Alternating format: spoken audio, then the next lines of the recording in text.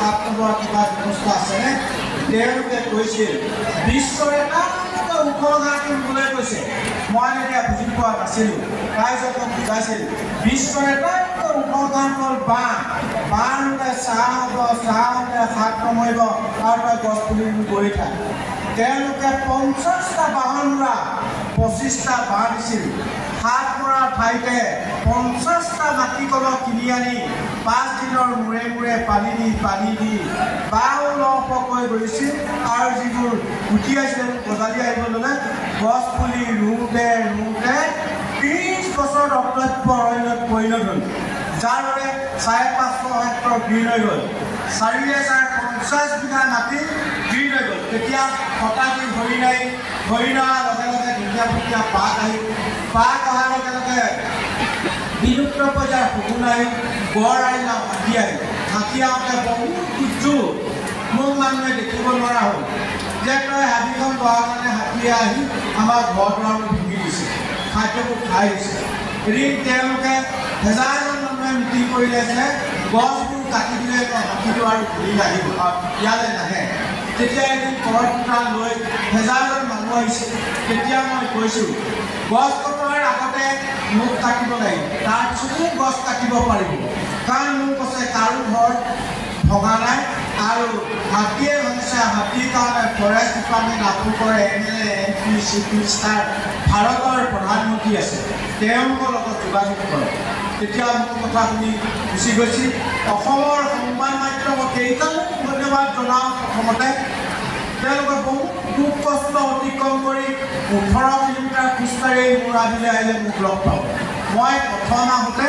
সংবাদ মাধ্যম বুলি নাজানো মই চোৰাং চিকাৰী বুলি ভাবিছিলোঁ সেইকাৰণে হাবিৰ যিদিনা আহিছে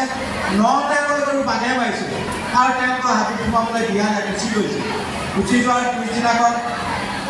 মোক মাঘৰ বিহু আছিলে সেইদিনা আহি পেলাই মোক এখন পুৰাণ গামোচা চেলেং চাদৰ আৰু প্ৰমাণ পত্ৰৰ 500 টকা দি কৈছিল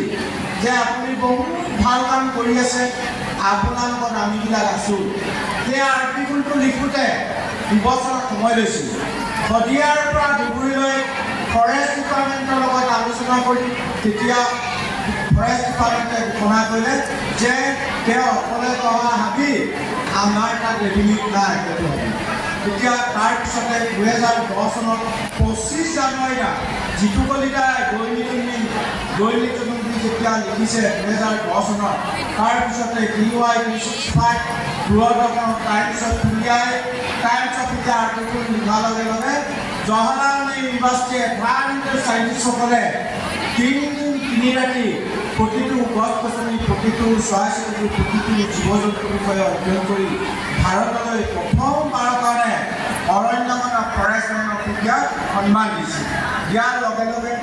মই অসমলৈ আহিলোঁ অসমত আহি দেখিছোঁ মৰিয়নি ষ্টেচনত লখিমপুৰ গাৰ্লছ কলেজৰ ছাত্ৰীসকলে ৰৈ আছে তেতিয়া আৰু মোক কৈছে ছাৰ আপোনাক দিবলৈহে আহিছোঁ আমাৰ কলেজত প্ৰগ্ৰেম আছে সেইকাৰণে আপোনাৰ বহুত ৰাতি চাইছোঁ আমি আপোনালৈ মনত আছিল আমাৰ তালৈ যাব তেতিয়া বাহিৰে লখিমপুৰ গাৰ্লছ কলেজত গ'লোঁ গৈ তেতিয়া তাত দেখিলোঁ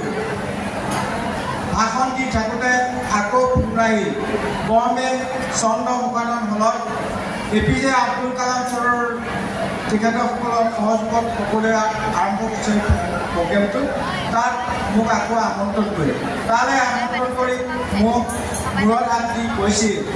বিশ্বৰ এটাতকৈ ভাল কাম কৰাৰ কাৰণে তোমাক 60 কেজি ডায়মণ্ড চহৰৰ টাৱেলাক টকা চেক দিছোঁ विश्वव्यापी काम कर आपका subject school and college university बड़ा मीटिंग में मत चाहिए। ये नहीं इंडिया में इन्वाइट करेगा जाने पड़ेगा, ऐसे ही नहीं ऑल ओवर वर्ल्ड में इन्वाइट करेगा आप जाने पड़ेगा। कारण 3 दिन पिछले आपको मतलब इवेंट ग्लोबल फॉर पेरिस मोर तो पासपोर्ट ना भिसा ना मैं केने कोई जा मैं तो जाबो नरे তেতিয়া ইমেলত পঠালো মোৰ ডকুমেন্টছ না মই যাব নোৱাৰি। তেতিয়া আকৌ ভাৰত চৰকাৰলৈ ইণ্ডিয়াখন জাৰি কৰিলে যে কেইজন মানুহে আমাক লাগে। তেতিয়া আৰু ভাৰত চৰকাৰে ভাৰতীয় প্ৰশাসনে জোৰা দিছে, সকলোকে ঠিকঠাক কৰি ক'লে 2 দিন ভাৰত বন্ধ দিছে, 2 দিনৰ আগতে কলিকতালৈ তাতে পাছপোৰ্ট ভিসা পাব। তেতিয়া পাছপোৰ্ট চৰাই 7 নদী পাৰ কৰি সূৰ্য উঠা দেশৰ পৰা সূৰ্য পালে অন্যটো অনা নাই গতিকে গছ গছনিৰ পৰা চৰাই চিৰিকটিৰ পৰা জীৱ জন্তুৰ পৰা শিকিব লগা আমাৰ কিমান কাম আছে ফিট ইণ্ডিয়া ইভেণ্টত সমগ্ৰ বিশ্বৰ 195খন দেশৰ বিজ্ঞানীসকলে ঘোষণা কৰিলে সমগ্ৰ বিশ্বই ধ্বংস কৰাৰ বিনিময়ত এজন মানুহে সৃষ্টি কৰাৰ কাৰণে বিশ্বৰ সেইখন কিতাপত আৰু এজোপা গছ পুলি ৰুবলৈ লৈ গৈছিল গছ পুলি যেতিয়া পৰুৱাই দিছিল বিশ্বৰ বিভিন্ন ধৰ্মালী লোকসকলে মাটি অকণ দি গছজোপা জীৱৰ কাৰণে যি উপাসনা কৰিছিল তেতিয়া আৰু মনত বৰ ভাল লাগিছিল সেইকাৰণে সুৰ সুৰ বৰষুণ দিছিল তেতিয়া মই ভাবিলোঁ যে আজিৰ পৰা পৃথিৱীখন ৰেকৰ্ড আছে সেইদিন ধৰি আজি আপোনাৰ 12 বছৰ পাৰ হৈ গ'ল এটা যুগ পাৰ অকল অসমেই নহয় ভাৰতে নহয় পৃথিৱীক এৱাৰনেছ কৰা মোৰ এটা 12 বছৰ এতিয়া আৰু গাড়ীত উঠিবলৈ আৰু প্লেনত উঠিবলৈ মন নাই মোৰ আবিধনে ভাল আছে সেইকাৰণে মোৰ যিটো কৰ্তব্য আছে মই কৰিছোঁ যে ভাৰতবৰ্ষলৈ বেয়া লাগে বিশেষকৈ দুখ বেদনাতকৈ এইটোত লাগে যে আমাৰ কোনো এখন দেশৰ শিক্ষানীতিত পৃথিৱীত ভাল পাবলৈ নাই চাৰ্টিফিকেটখন লয় চাকৰি এটা কৰি ঘৰ এটা বনাম গাড়ী সেইটো তাৰ মতে একোৱেই নকৰে তাৰ দেখা পোৱা যায় আজি তেতিয়াৰ দিনৰ ধৰ্মগুৰুসকল যীশুখ্ৰীষ্টই হওক হজৰত মহম্মদে হওক বুদ্ধদেৱে হওক শংকৰদেৱে তেওঁলোকৰ চাৰ্টিফিকেট আছিল নেকি তেওঁলোকৰ চাৰ্টিফিকেট নাই সেইকাৰণে তেওঁলোকৰ গুণাগুণ কোনবোৰ আছে সেইখিনি মানুহে আয়ত্ব কৰি ল'ব পাৰিছিল কাৰণে তেওঁলোকে গুৰু এতিয়া এইকাৰণে আমাৰ ছাত্ৰ ছাত্ৰীসকলক শিক্ষা কৰি ল'ব স্কুলত ল'ব লাগিব জ্ঞান কিন্তু ঘৰত ল'ব লাগিব সেইটো খুব ডাঙৰ কথা সেইকাৰণে আমি যিমানেই যি নকৰক গ্ৰীণ ইণ্ডিয়া কৰা মোৰ লক্ষ্য গ্ৰীণ ৱৰ্ল্ড কৰা মোৰ লক্ষ্য সেইকাৰণে মই যিবোৰ কাম কৰিছোঁ সেই কামখিনিহে কৰি থকা হৈছে ভাৰতত আৰু পৃথিৱীত কৰি থকা হৈছে এতিয়া দেখা পাইছা আজি APJ আব্দুল কালাম ছাৰে মোক এৱাৰ্ড দিছে বুলি কোৱা নাই বিশ্বখনত দেখা পোৱা যায় তেখেতে ভাৰতক বহুত ওপৰত থৈ গুচি গ'ল যাৰ বাবে পৃথিৱী মানুহে ভাৰতলৈ ভয় কৰে যাৰ বাবে পৃথিৱী মানুহে ভাৰতৰ আদৰ্শ ল'বলৈ বাধ্য হৈছে এই কথাবিলাক উপলব্ধি কৰিব সেইকাৰণে চিৰসেউজীয়া অসমখন চিৰসেউজীয়া কৰি ৰখা অসমৰ 3,35 লাখ মানুহলৈ মই অনুৰোধ কৰিছোঁ কাৰণ আমাৰ তাতে যোৰহাট শান্তি আশ্ৰমত বিশ্ব সন্মিলন পাতোঁতে বিশ্বৰ বিভিন্ন প্ৰান্তৰ প্ৰতিবাহী কৈছে আচাৰে পেচাব কৰণেকে भी जमीन नहीं है মই এতিয়া বালিয়ে দোকানহে পেচাব কৰি পাইছোঁ সব আয়ুৰ্বেদিক ঔষধৰে ভৰা য'ত আয়ুৰ্বেদিক ঔষধ থাকিব তাতে ৱাইল্ড এনিমেল চৰাই চিৰিকটি জীৱ জন্তু থাকিব পাৰে অন্য নাই থাকিব পাৰে ইমান ধুনীয়া অসমখন আমি সংৰক্ষণ কৰিব নজনাটো কম দুৰ্ভাগ্যজনক বিষয় নালাগে অসমৰ মানুহে গছ পুলি ৰুব নালাগে কাৰণ মই মোৰ হাবিটোৰ পৰা যিটো অভিজ্ঞতা লাভ কৰিছোঁ তাত মোৰ তাত থকা চৰাইবোৰেও গছ ৰুব জানে তাত থকা হৰিণাও গছ ৰুব জানে তাত থকা গৰুবিলাকেও জানে মহেও জানে হাতীয়েও জানে গড়েও জানে বতাহেও গছ ৰুব জানে মহামায়া ব্ৰহ্মপুত্ৰও গছ ৰুব জানে কিন্তু জীৱশ্ৰেষ্ঠ মানুহে কালি কাটিব জানে দুৰ্ভাগ্যজনক বিষয় 2012 চনৰ 1 আগষ্টত মোৰ তাত এটা গড় মাৰিছে চোৰাংচে মই বম্বেতে আছোঁ এইবাৰ বাৰিষা বলত একেদিনাই পানী হোৱাত হাতীবোৰ থকা মাজতো বনদস্যুসকলে 14জোপা শিমলু গছ কাটিছে কম খবৰ কথা নে আজিলৈকে অসমৰ মানুহে সেইবোৰ বুজি পাবলৈ পোৱা নাজানে তাতে চৰকাৰে তাত সুবিধা দিলে যে শিমলু গছ কঁঠাল গছ আম গছ চটিনা গছ আৰু কদম গছ কাটিবলৈ অনুমতি দিয়ে এতিয়া শদিয়াৰ পৰা ডুবুলৈ মই গৈ দেখিছোঁ ব্ৰহ্মপুত্ৰৰ কাষত সেইবোৰ গছ এটাও নাই এতিয়া বনদস্যুসকলৰ টাৰ্গেট ডিব্ৰু চৈখোৱা আৰু মোৰ হাবিখনক কাজিৰঙা অন্যতম এই সিদ্ধান্তবোৰ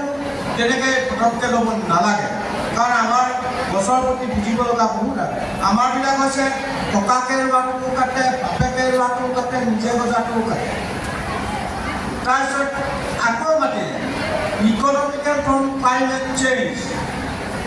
ফ্ৰান্সৰ হেলিটনত বিশ্বৰ 195খন দেশৰ ভাৰতৰ পৰা ইকনমিকেল এক্ট চাৰ্ট মই কৈছিলোঁ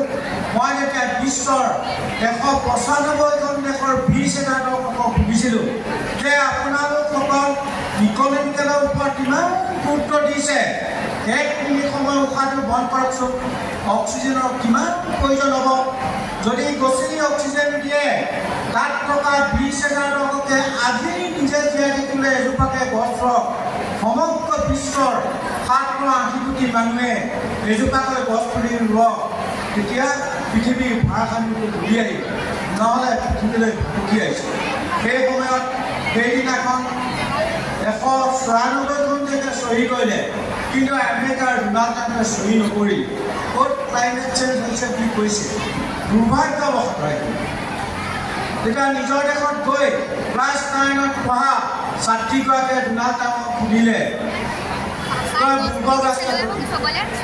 জলবায়ু পৰিৱৰ্তন কেনেকৈ হয় আমি ঘৰৰ ভিতৰত গম পাওঁ এই অনুদানটো দিবলৈ গৈছোঁ আৰু তেতিয়া আমাৰ উত্তৰ পূৰ্বাঞ্চলত কৰিব লগা বহু কাম আছে সেয়ে মই ভাবোঁ যে এই যে আমাৰ কিছুমান সিদ্ধান্ত সিদিনা আজি দিৱসৰ আগত অৰুণাচল প্ৰদেশৰ মুখ্যমন্ত্ৰী বনমন্ত্ৰী আৰু IAS, IPS, IFS ভাৰতীয় সময়মণি আমন্ত্ৰণ মহোদয় আমি ৰয়িঙত গ'লোঁ তেতিয়া গ'লোঁ তেওঁলোকক সুধিছিলোঁ যে ঢলা শদিয়াৰ দলংখন চীনৰ লগত যুদ্ধ কৰিবলৈ বনাইছিল নে অৰুণাচলৰ জৈৱ বৈচিত্ৰ্য শেষ কৰিবৰ কাৰণে বনাইছিল সেইটো কম দাম ডেইলি 20 লাখ 30 লাখ কাঠ চাই ক'লৈ যায় তিনিচুকীয়ালৈ আহে ৰেলত উঠাই বহিৰাজ্যলৈ গুচি যায় সেইকাৰণে যদি অৰুণাচলৰ জৈৱ বৈচিত্ৰ্য ঘূৰি আনিবলৈ হ'লে তাত কি কৰিব লাগিব আপোনাৰ তাত এৰাগামটো বেন কৰিব লাগিব তাৰপিছতে তাত যন্ত্ৰচালিত গছ কটা মেচিনবোৰ বেন কৰিব লাগিব তেতিয়া অৰুণাচলৰ জৈৱ বৈচিত্ৰ্য ঘূৰি আহিব সেইকাৰণে সেই পদক্ষেপটো লোৱাৰ কাৰণে এতিয়া অৰুণাচলৰ বনমন্ত্ৰী মাতি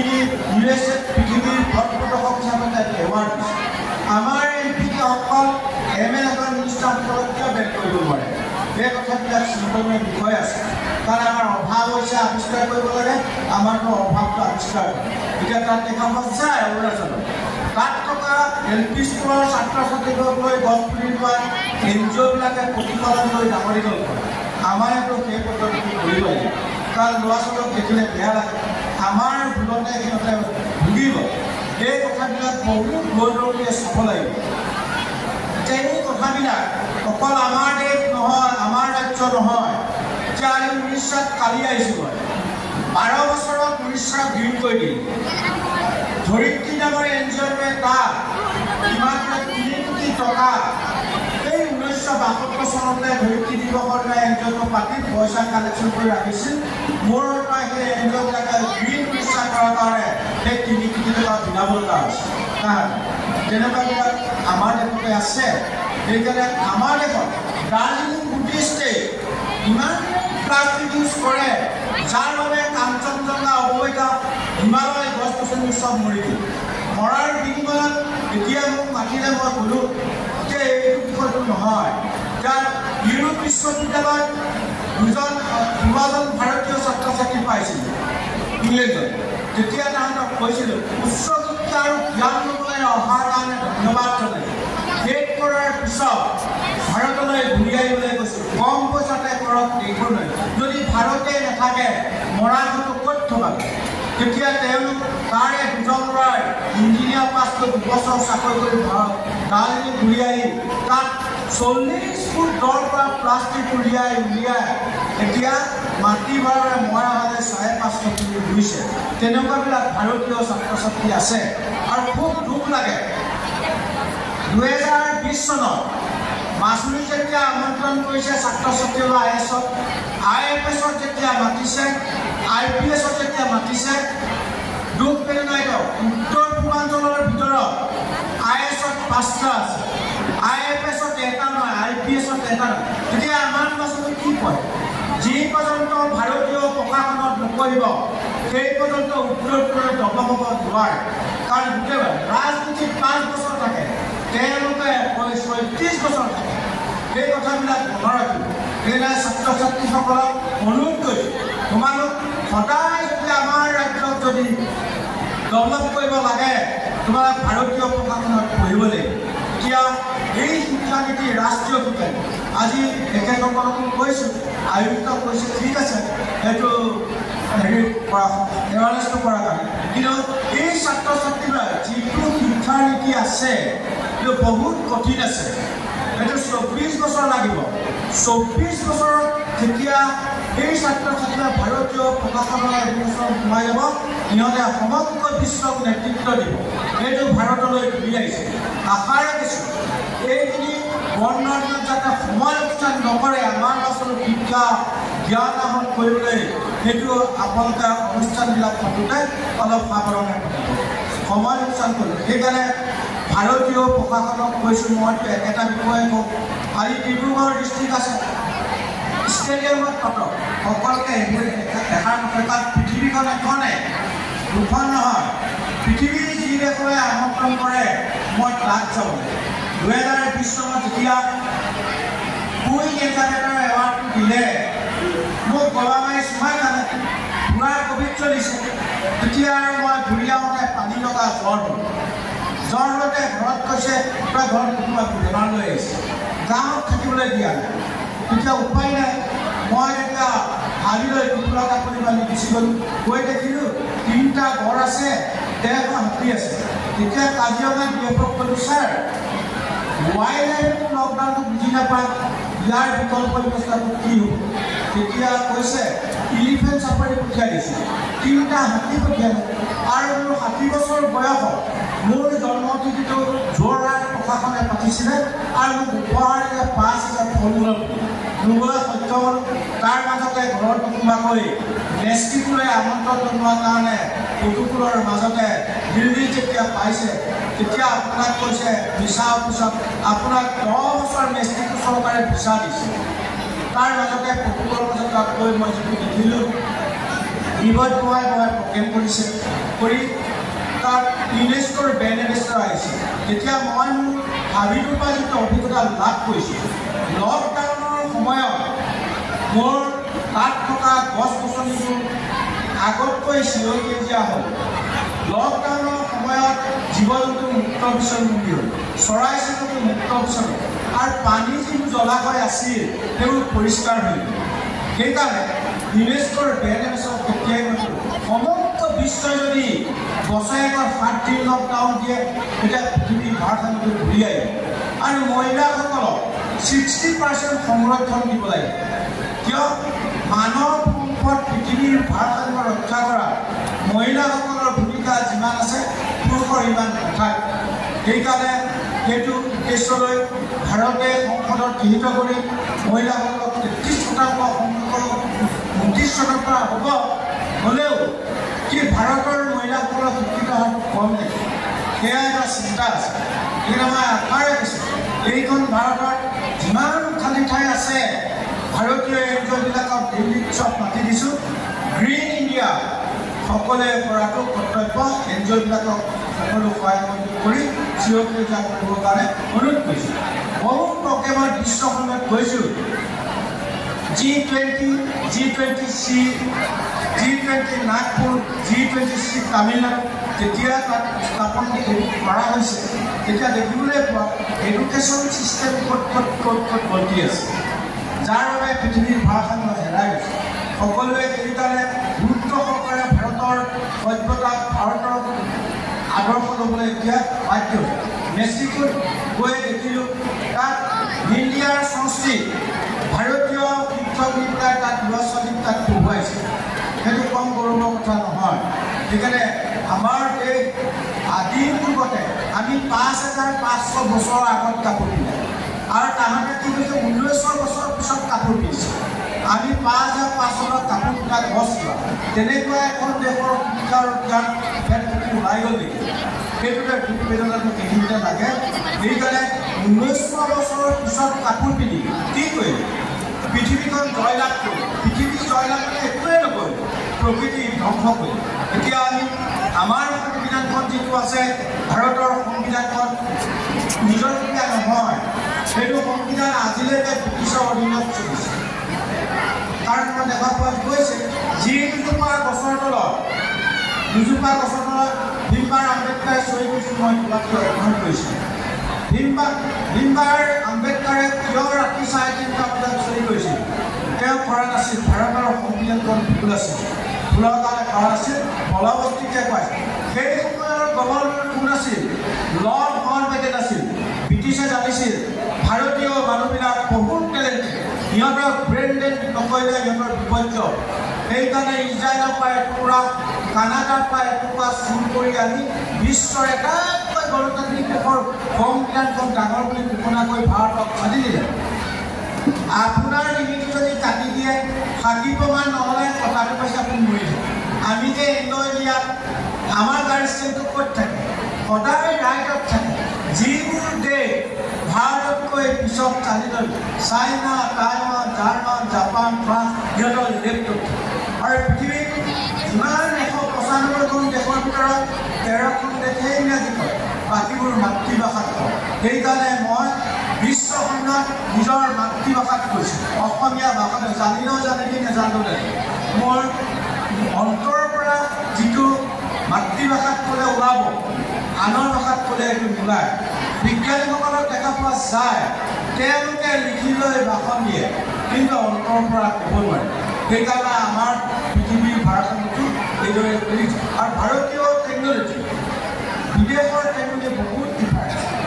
কাৰণ দেখা পোৱা যায় সিহঁতৰ 4-লেন 6-লেন 9-লেন মেট্ৰ' গাড়ী কলেজ কিন্তু আমাৰ ৰজাই লোৱা যাতে ব্ৰিটিছে লোৱা যাতে নিজে কথাটো আমাৰ টেকন'লজি ক'ত আছে আজি পানীৰ বিষয়ে কৈছে